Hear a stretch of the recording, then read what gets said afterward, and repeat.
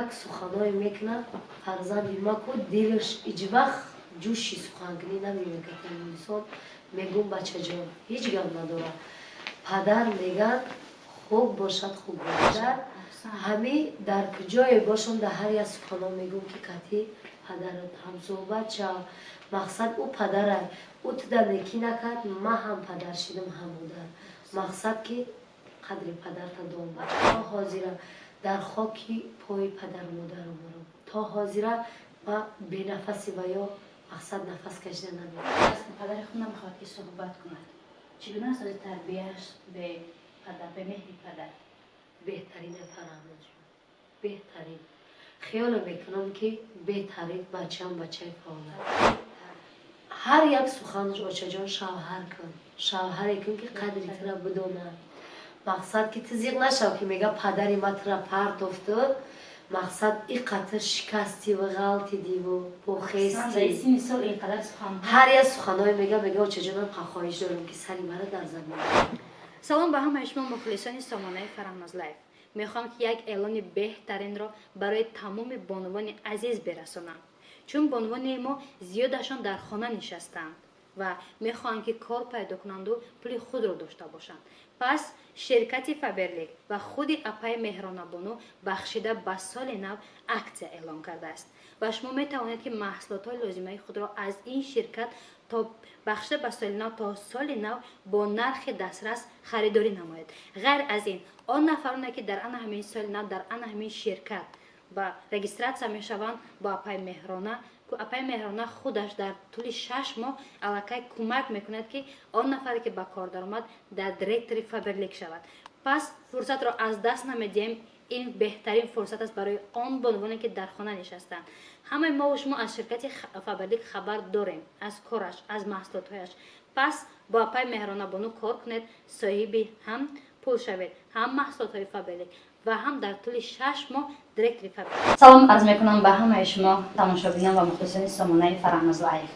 بعد از خاموشی های طولانی امروز برگشتم به سامانه خود و دعوت نمودم برای صحبت آزاد یکی از بانوی پرهنر بانوی زیبا که از عشق می‌سراید از غریبی می‌سراید. عموما صورتهایش در دل آن همین مهاجران جا گرفته است. دعوتش نمودیم تا صحبت آزاد گذرانده باشیم و درباره حیات و فعالیتش نقشه‌هایش برای شما خواهیم گفت. شما خوش آمدید میگیم. زنده باشید سلامت باشید فراموش زنده باشید صدقه قدم‌های همه شما. ما در مدت مقصد که در طرف غریبی بودیم در مدتی برای صنعت خود را پیشه کردن همراه دوستی بهترین محمدین جان مقصد رفتیم در غریبی در 4 دولت مقصد همراه حمدین جان کانسر برگزار کردیم سال 2021 مقصد ما کانسر برگزار کردیم آمدیم مقصد تا حاضر در جدای صنعت حرکت کردم که برای مخلصان خود به نهایت سودای بهترین براریم پیشروی صنعت مقصد رفته است. زنده و سلامت باشین منیجر جان. بازی بوری شما رو خوش آمدید میگم و میخوام که پیش از من سوال رو برای شما دادم اول معلومات میدادید درباره خودتون از کجا هستید چند ساله؟ من اصلی وطنم از شهری وحدت میشم مقصد که سال 1994 به دنیا اومدم 13 ینور سال 1994 به دنیا اومدم مقصد اصلی وطنم دختر وحدتی هم. بهترین و چند سال است که در روی همه شما دوستان و مخلصان سامانه فراموش لایف به سهم همه شما میخوام یک چیز را برسانم که اون نفر نمیخوان از گرانیسه گذرن برای همه شما اکای جورابه کمک میکند و اون نفر نمیگوین که دکومنت های ما پره نیست و ما از گرانیسه گذشتن نمیتوانیم خودی اکای جورابه این همه رو برداشت خود گرفته است و با ماشین های زمانوی شما رو برده میرساند و نگفتن نماند که من طول 7-8 ماه است که با این نفر اکای جورابه شرطنامه دارم و تا این جانب یگام نفر که از گرانیسه گذشته است شکایت نکرده است. پس آن نفر نمیخوان که از گرانیسه گذرن نویسن زنگ بزنن با نرخ ارزان با ماشین های زمانوی با دکومنت های پره شما را برده میرسانند. مدتی دوست میشم. چی سبب شد که رو آوردید برای صنعت و اینقدر مدت کوتاه؟ 2 سال شد. аз хурдӣ дар дили ман ҷой буд санъати худ ва ҳамин хурдӣ мақсад завқи санъат зиндагии худтон мефаҳмед ки чӣ хеле ва душворай. Мақсад дар зиндагӣ ҳам мард будам Фараназҷон, ҳам зан дар зиндагӣ ва ин хурдӣ санъат дар дили ман буд. Мақсад ки амира пеша баром рафтам дар муддати ғарибӣ 4 сол дар он тараф будам. خب 4 سال пеш аз санъаткорим 4 сол дар тарафи ғарибӣ будам. در غریبی آن نفهمه که ای سخن درد میکنند چون در غریبی هم البته. و درد غریبی را میدانند و اگر که مخفی نباشد میگفتد که چرا 4.5 سال شما از پدر و مادر از وطن از یور و دوستان دور بوده. Фараҳназҷон гуфтани онам ки мақсад ки фарзанди калонам дар зиндагӣ. Агар гӯм ки ҳам писарам ҳам духтар хато намекунам. Падару модарро нигоҳ мекунам. Додарора фарзандои падара шавҳар додам, хонадор кардам. Гуфти гапо хонаву дари падара то ҳозира вобаста дар хизмати падару модарам. Ва то ҳозира то ҷоне ки дар бадан дорам дар бари падару мадар خدمت میکنم و پیشروی نگهبانی پدر مادر. خب بهتر در طول 4 سالی که در شهر غریبی بودید و چیکار میکردید آنها را برای نگاه و بین کردن و برای یک قانونی که برای پدر و مادر میافتید؟ مغازین داشتم، پرنده گرفته بودم، طرفتا کار میکردم 4 سال. خاک شگرانای خداوند مهربان در همین کارانتین هم طرفتا بودم. کارانتینی که گذشت 4 سال در مدت 4 سال دردهای زندگی. هر یک زنهای مادرای ما دو طرف خاک شدن. من شکرانه میکنم که به سری بلند بعد از سپر در مدت 4 سال فرزند خود را مقصد در پیش پدر مادر ماندم، رفتم زنده و سر بلند آمدم. این برای ما یک نعمت بزرگ است و دعا گویم که کل غریبان در کدام طرف دنیا باشند تنصیت و سر بلند باشند و به سری بلند و پیش پدر مادرای خود برگردند. کمک چقدر بریم دایر به همین موضوع سر که به نهایت برایم چی میگم عجیب افتاد. مدت 4 سال در غریبی چگونه است؟ تنهایی زندگی کردن و در ملک بیگانه زندگی کردن. ما میدونم که بسیاری از آنهای ما در اونجا با چی کار باش مشکل میدونم مشکل حتی در بعضی جاهایی که دور دست هستن دور از پدر و مادر واقعا خود این مشکل است و 4 سال دور بودن مهر آنها رو ندیدن این همه چگونه سپری گشت؟ خیلی عذاب رنج عذاب کشیدم رنج. مقصد به پدر و به مادر مشکله، به سینه خود مقصد چخیله ابشه دشواری بده فراموش. بعد از 4 سالی که در غریبی بودید و پیش از اون که من پسر خودم را در نزد پدر و مادرم گذاشتم شما آیله شده بودید؟ بله 2010 آیله داشتم فراموش جان. 2015 چطور شد؟ بعد از 5 سال. بعد از 5 سال. و چی سبب شد که در مدت 5 سال زندگی شما در 5 سال زندگی شما خوش بود؟ زندگی من مقصد که فرزنددار شدم، مقصد فرزند ما به دنیا آمد، پدرش رفت مقصد برنگشت. در مدت 1 سال دو طرف مقصد زندگی برپا کرد، آیله دار شد. در مدت 5 سال نه زن میزد و نه یاردم میکرد. مقصد نه فرزند احترام میکرد نه مرا احترام میکرد.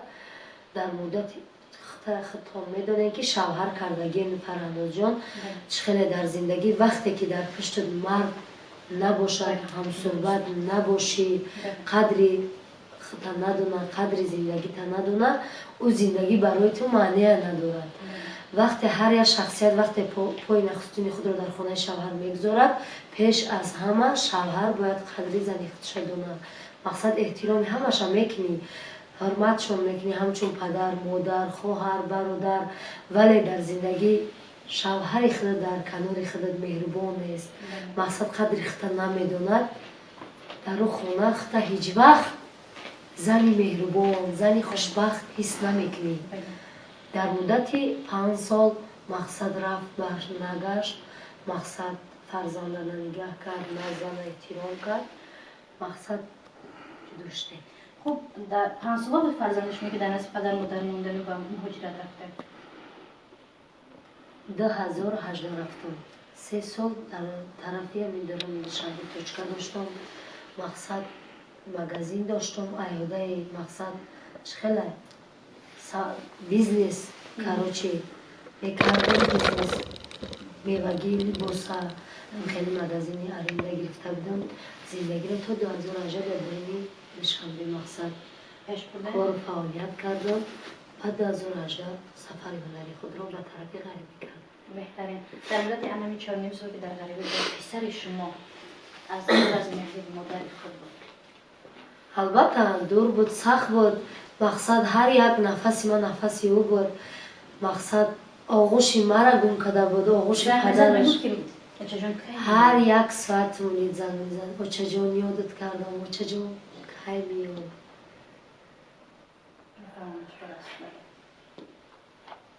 زندگی همش دشواره.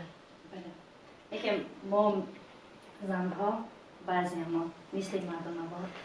البته امروز من فخر میکنم که در اروپا به من یک زن نشسته است که گفت که من پدر مادرم را خودم نگاه ببینم. البته که خانه گرفتم و فرزندای پدر را اولادار کردم.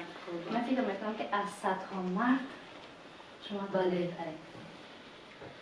من تا قوت توانایی دارم. مقصد که در خدمت پدر و مادرم هر یک نفسی بیان میکشم، نفسی من. بهترین. خب من میدونم که این موضوع شما را علامت کرد و حتی گریان و از این موضوع میبریم. بیشتر از این پس خسایلی گرم میزنید. خب در طول 2 سال چندین سرود برآورده؟ 5 تا سرودای خدمت برآوردم در یوتیوب. و مقصد که با بعد از یکی پیش از سالیان تا سرود دارم. انشالله خدا خواهد سیانکه میکنم تا سالی 90 باید در یوتیوب باشه. من حرکت من برای پیشروی صنعت من. مقصد میخوام که همه وقت سرودای بهترین کنم، در خدمت خلق باشم. مقصد مرا با سرودای بهترین رو بشناسم، با سر لباس ملی خود مرا بشناسم. مقصد حرکت من برای صنعت. خب اولین سرودی که برآورده چی سرود بود؟ سرود غریبی. باز برگردیم به همون موضوع، چون در غریبی خود بودید. درد غریبی را کشیدم، احساس کردم. میگفتم که آه صد حیفا در این که مردم غریب اینقدر دشواری ها میکشیده. یا ما مقصد که باید به هر یک سخنای غریبا، به هر یک عذابای غریبا باید قدر کنیم و مقصد برداشت کنیم سخنای غریبا. درد و غم میگن در غریبی سوم و پشه دوستای خیشه فرزندی خدای آغوش مادر و پدری خدای غریبی دشواره. خب منجا جان میخوام کنم همون 4 مصرعی که سوری غریبی است اشکش میکرده. این قدر از غریبی گفته برای اما برادران مهاجر خودم 4 مصرعی. ما دخترکی غریبی دور ای وطنم، ما دخترکی مسافری ره گذرم. دوستانی عزیز مسافری درد و غمای، ما دخترکی مهاجری ره گذرم. دوستانی عزیز مسافری درد و غمای، ما دخترکی مهاجری ره گذرم. ما دخترکی مهاجری ره گذرم. احسن بین زنده باشیم، آوازی زنده باشیم، سلامت باشیم. فرهناز جان مونده شدم و خیلی آواز من خیلی مونده شدگی بهترین آواز زنده بهترین. احسن زنده باشیم. خب در پیش چی نقشه ها دارید؟ در پیش نقشه ها دارم که همین البانی خود را پایین مقصد و پرگی پیشکش کنم. کمسیر مقصد بگذار کنم در تالانی فیلارمونیا. خب این روزا با چی کار مشغوله؟ توی میگرده و یا که در این روزا فرهناز جان در توی مرکه ها، در ایجاد صنعت، در زندگی. این همی گفتم که در زندگی هم مردم هم زن چی سببه که در زندگی شود اپای زندگی بهترین حتی که برای روزگار زندگی رو پیش بردم شما حرکت میکنید. بهترین شما گفتید یک پسرچه داره. خب امروز چند ساله هست؟ امروز این 5 دکبر دا پسرچه ما 12 سالگی. بهترین 12 ساله شد. مقصد زاد روز را قید کردم. بجه 12 ساله شده که بچه جانی من گیتاریست های سرود میخونه. مقصد که انشالله به نزدیکی نقشای نیک دارم که بچه جانم که سرودای بهترین کنم. مقصد دویتی نرمالی سرودای بهترین کنم پیشکشی مخلصای عزیز گردانم که مقصد که بچه جانی من چقدر ذوق صنعت داره. میخوام که صنعتکارم شوم. اگه صنعتکاری شوم که اسیر شوم، هم خانه هم خدمتگار دولت شوم. مقصد که هم صنعت خود را پیش کنم. خب یک سوال دیگه میتونم با می بدایید ان همین حیات زندگیتان پسرتان در ان همین مدت 12 سال دوباره از شما پرسید که مادر جان چرا پدر من نیست تو در زندگی من هم مادرت و هم پدر؟ بله فراناز جان پرسید. ما هیچ وقت فرزند خود را در این برنامه ها میگم و پدرش هیچ وقت جدا نمیکنم. بله پدرش هسته که با آن شانتی که هسته مقصد زنگ میزنه صحبت میکنه. ما بدونم که اینقدر درد میکشم فراناز جان، اینقدر ایرا 12 ساله کردم به قدر مهنتوی ما برسه یک سخنای میکنه فرزند ما که دلش هیچ وقت جوشی سخنگنی نمیگه. مثال میگم بچه جان هیچ گپ نداره. پدر میگن خوب باشد خوب بانش کن. پدر همه در کجای باشم در هر یک سخنا میگم که کتی پدرت هم صحبت شد. مقصد او پدره او تده نکی نکرد ما هم پدر شدم هم مادر. مقصد که قدر پدر تا دام بچه جان. ما تا حاضره در خاکی پای پدر و مادر مارم. تا حاضره ما بی نفسی و یا مقصد نفس کشیدن نمیتونم و یا همه خیروز کشیدم که مرا به دنیا آوردن. ما درد مادری را نه درک کشیدیم بد فهمیدیم درک کردیم. بله فراناز جان این میگن که این نه زندگی هر خیلی میگذاره. من نتونستم. من به پدر و مادر نتونستم. همه چی را دیدم، غم را دیدم، درد را دیدم، خرسندی را دیدم، چیزی دنیایی را دیدم فراناز جان. نه که به پدر و مادر مشکل زندگی کردن به نفسی و یا مهیجو. خب گفتن که از پدر خود نمیخواد که صحبت کند. چگونه است از تربیتش به پدر به مهر پدر؟ بهترین فراناز جان بهترین. خیال میکنم که بهترین بچه هم بچه فعاله. تربیتش هر یک سخن میکنه میگه چه جان تزیق نشو که مقصد که تنهایی. ما در بری تیم 4 ساله که دیگه طاقت کرد ما مرد شدم. هیچ وقت منتظر نمیشه، هیچ وقت چی نمیشه. خدا میگه چه جان با قلای بلند صنعت رسولت به هر یک آرزوی نه زید نیست. نه زید نیست. میگه چه جان فقط آرزو دارم که لباس ملی فقط با لباس ملی بشناسم تا لباس ملی پوشی. مقصد که هر یک سخنش آچه جان شوهر کن. شوهری کن که قدری تره بدونه. مقصد که تزیق نشو که میگه پدری ما تره پرت افتاد. مقصد این قطر شکستی و غلطی دی و پوخیستی. هر یک سخنای میگه آچه جانم خواهش دارم که سری مرا در زمین نزن. مقصد چی لباس میره کجای میره چیزی میپوشی. مقصد که برای راست باش. ما فخر میکنم این فرزندی من همچون مردانوار صحبت میکنن. مرا دلتهی میکنن در هر یک شکستهای زندگی من در هر یک مقصد دردوی من غمی من شکرانه میکنم فراناز جان که بچه من مردک شده. بچه من گفتی گپا که در جدا در بری من صحبتی بهترین داشتن. احسن چون از زندگی بود از درد از غریبی بود. چون من میخوام که صحبت رو در اینجا انجام ندیم و بازم برنامه کنیم بیسچه شما رو برنامه دعوت کنیم چون ان همون سخنهای مردانوارش را در نزد کارا برای مخلصانش بگوید برای مخلصان مادرش برای مخلصان سامانه ما بگوید. اگر راضی باشه چون از پدر مادر حرف زدیم همه ما به پدر مادر هجیم. آن نفر که قدر پدر مادر رو نمیدونه و خود اصلا شخص نیست. البته چون ما اول قدر آنها رو باید بدانیم چون آنها هستند که ما هستند. مهر آنها هستند. به یک سرود یا از مادر یا از پدر اگر داشته باشد پیشکش می‌کنم. البته فراناز جان من آمدم به ده تو در کجایی یا چه؟ من آمدم به ده تو در کجایی یا چه؟ دروازه را کشادم نمی برای یا چه؟